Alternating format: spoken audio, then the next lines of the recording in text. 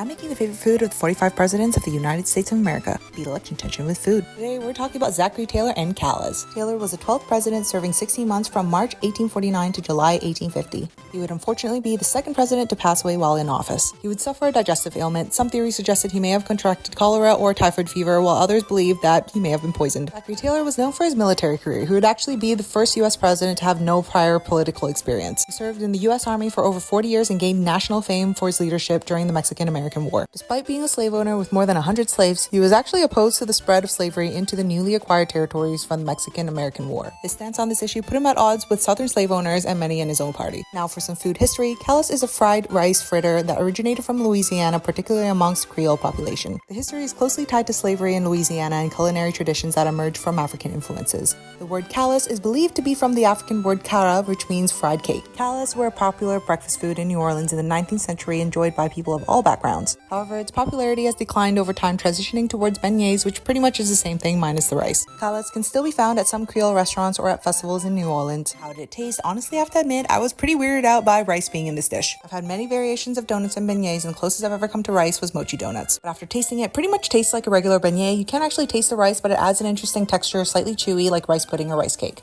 Even though I personally prefer the airiness of beignet, this was still darn tasty, so it's a thumbs up from me.